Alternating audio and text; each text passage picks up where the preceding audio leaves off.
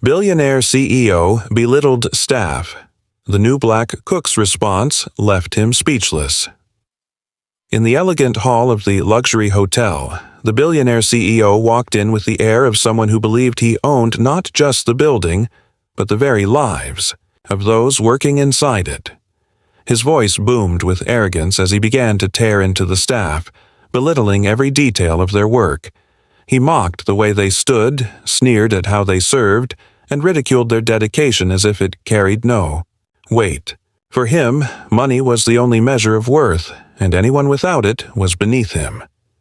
The staff stood quietly, their shoulders heavy with silent frustration. Some lowered their eyes to avoid confrontation.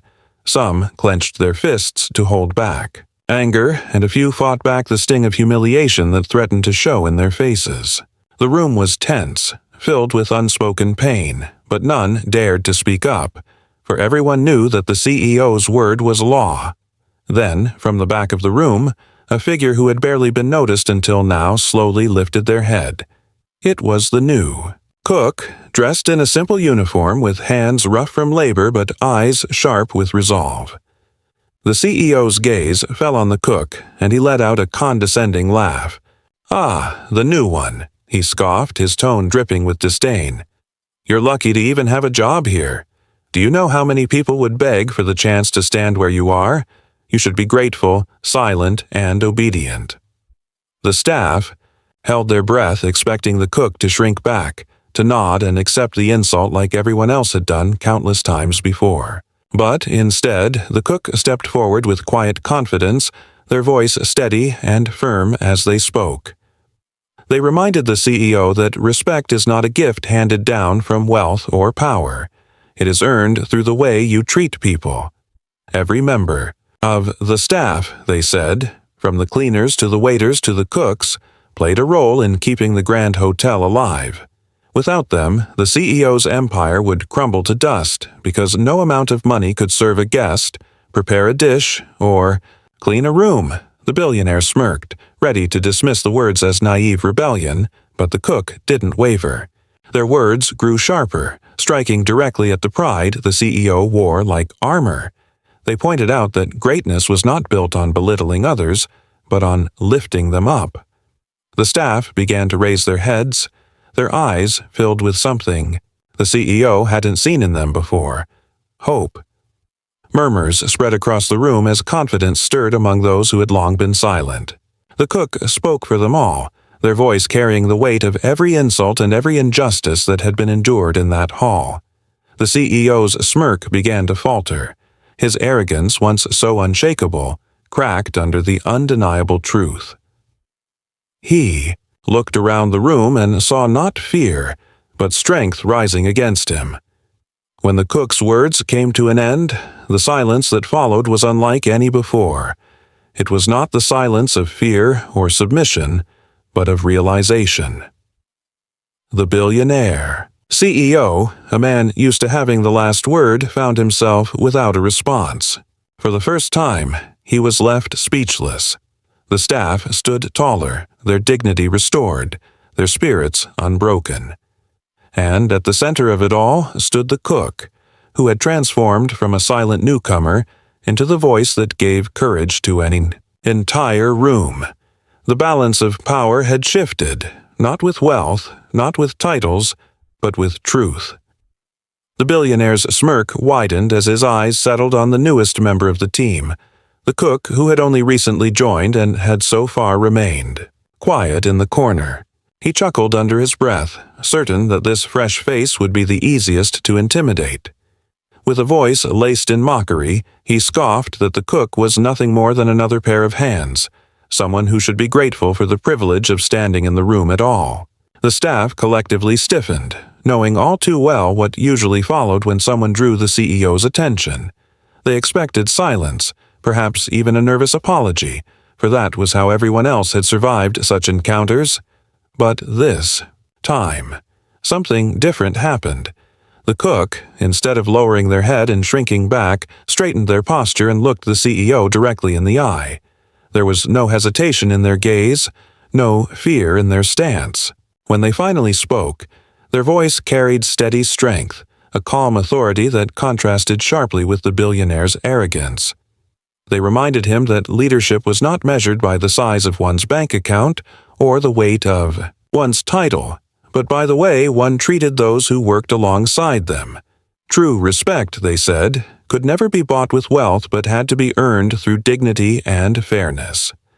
The billionaire let out a dismissive laugh, convinced that these words were nothing more than naive idealism.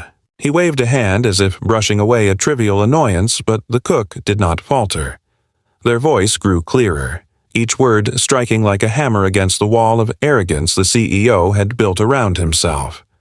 They spoke of how every role within the hotel mattered, how the servers who greeted guests, the cleaners who polished the floors, and the cooks who prepared meals were the very pillars that kept the empire standing.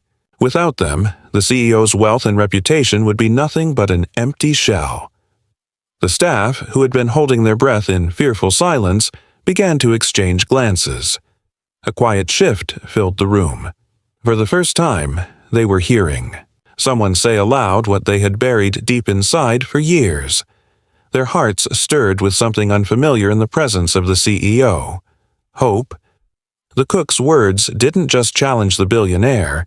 They gave voice to the staff's hidden frustrations. Each sentence carried a truth that had long been ignored, a reminder that power without respect was hollow. The murmurs of agreement that began to spread among the staff only heightened the moment. They lifted their heads, their eyes reflecting quiet pride, emboldened by the courage they were witnessing. The billionaire, noticing the change in the room, tried to maintain his smirk, but it no longer carried the same strength. His authority, once absolute, now wavered under the weight of truth. The cook stood firm, not with aggression, but with dignity, showing that real power came not from belittling others, but from standing up for what was right. By the time their voice fell silent, the atmosphere had transformed completely. What had begun as another attempt to crush spirits had turned into the birth of defiance, a moment that left even the billionaire at a loss for words. The cook's voice carried through the room with a strength that no one had expected, each word striking with precision as though it had been waiting for this very moment. The billionaire, who had entered with his usual air of superiority, suddenly found himself facing something he could not easily dismiss. The cook reminded him that the empire he flaunted so proudly was not built on his brilliance alone, but on the shoulders of the very people he mocked. Every dish served to a guest was crafted by hands that cared. Every floor polished to perfection was done by workers who gave their energy day after day, and every satisfied customer came not because of his name on a plaque, but because of the dedication of those who worked quietly in the background. Without them, the Grand Hotel would be nothing more than walls of stone and marble, empty and lifeless. The staff, who had been beaten down by years of insults and humiliation, began to feel their hearts stir as these words filled the silence. For so long they had endured the billionaire's cruelty, but in that moment someone had given voice to their pain and transformed it into pride. The billionaire shifted uncomfortably, his confident smirk faltering as he tried to maintain control of the room. He had always thrived on silence, on the fear that kept his workers obedient, but now that silence was broken. The murmurs that spread among the staff were not whispers of fear, but of agreement. Heads that had bowed in shame began to rise. Shoulders that had carried invisible weight straightened. For the first time, they were seeing themselves not as powerless employees, but as the lifeblood of the empire. The cook's words had not only challenged the arrogance of the CEO, they had awakened something long buried in everyone present. Each worker, from the servers to the cleaners, began to realize that without them, there was no business, no empire, no legacy for the billionaire to boast about. The cook's voice grew stronger still, fueled by the growing energy in the room. They declared that no true leader rises by pushing others down, but by lifting them up. They explained that respect is not a courtesy owed to wealth, but a bond built through fairness, kindness, and recognition of value. Every word stripped away another layer of the billionaire's authority. exposing the fragile ego that had always hidden behind the mask of power. He had expected blind obedience, but now he was met with truth that could not be ignored. His laughter no longer carried power, and his attempts at interruption fell flat against the steady rhythm of defiance. As the cook finished, the atmosphere was unrecognizable from the start of the meeting. The billionaire had walked in towering above his staff, but now he stood exposed, smaller in the face of the truth that had been spoken aloud. The staff looked at him differently, no longer with fear, but with strength and unity. What had begun as just another day of humiliation had turned into a moment of reckoning. The billionaire realized with dawning horror that the very people he had belittled were no longer afraid of him. They had seen through the illusion of his power, and there was no turning back. The room settled into a heavy silence as the cook's final words lingered in the air, a silence unlike the fearful hush that had once defined these meetings. This was different, charged with the weight of truth and the echo of courage. For the first time, the billionaire CEO did not have a clever retort, no cutting insult to throw back, no smirk to cover his discomfort. His arrogance faltered in front of everyone, and the very authority he had relied on for years seemed to crumble beneath him. The staff, who had always lowered their gaze, no longer looked at the floor. They stood taller, their eyes fixed not on the billionaire but on one another, strengthened by the realization that they had worth, that they were not as powerless as he had led them to believe. The cook, who only moments ago had been a quiet newcomer, had spoken with such undeniable conviction that the power dynamic of the entire room had shifted. The staff were no longer his victims. They were his foundation, and they knew it now.